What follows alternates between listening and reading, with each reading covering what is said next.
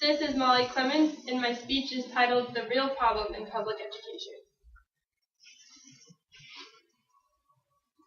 Behavioral issues, overly harsh discipline, standardized testing, frustrated parents, teachers, and students. These are all issues that the public education system is facing right now. There's an underlying problem to this issue, though, and that is what Valerie Strauss refers to as the education crisis we know as poverty, in her 2013 article in the Washington Post. Through my research and my experience working in low-income schools and with children in poverty, I've been able to better understand the effects poverty has on students in the schools where they try to learn.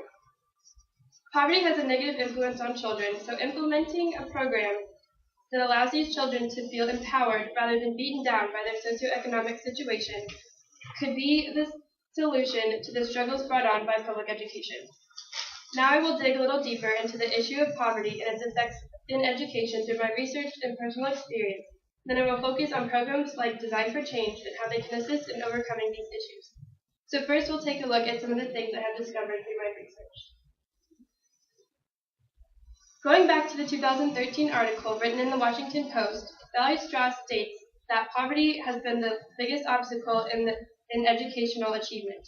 So what exactly does she mean by this? If children are still able to go to school, then why are they not able to get an education? What I learned from this article is that children who grow up in poverty are put at a disadvantage because they are not the first priority when it comes to their families. Their parents are more focused on being able to afford housing, clothing, food, and health insurance, rather than basic lessons such as communication and discipline. Parents then send their children to kindergarten, where their teachers must try to adapt and serve to the lowest and highest achieving students.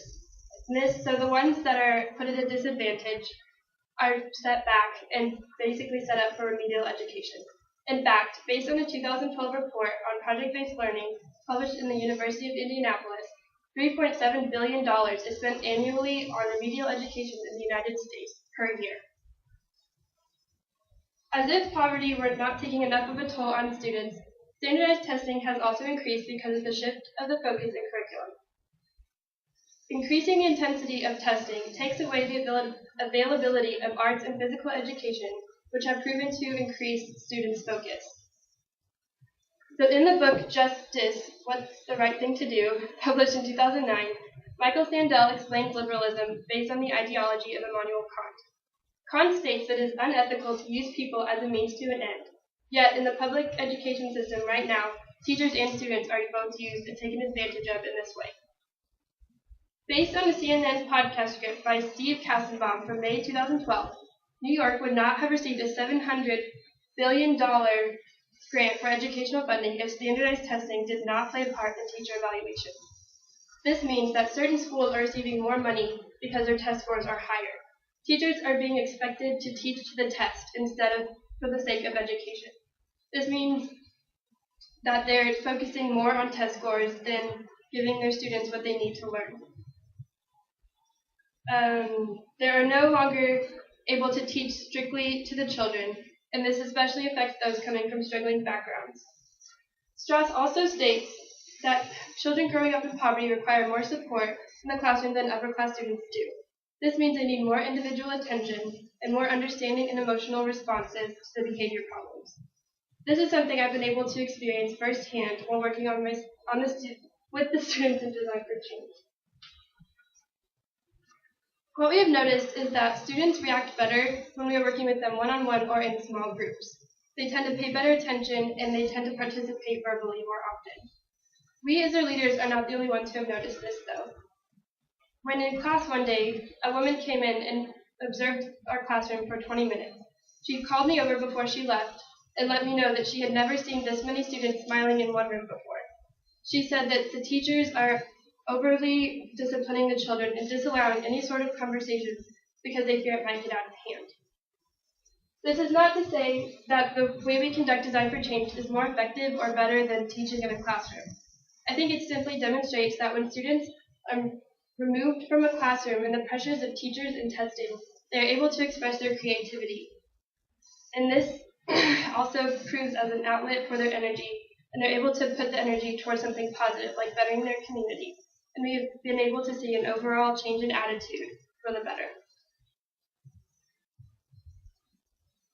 Although this sort of strategy has not been widely adopted into the public school system, we are not the first group to implement something like Design for Change.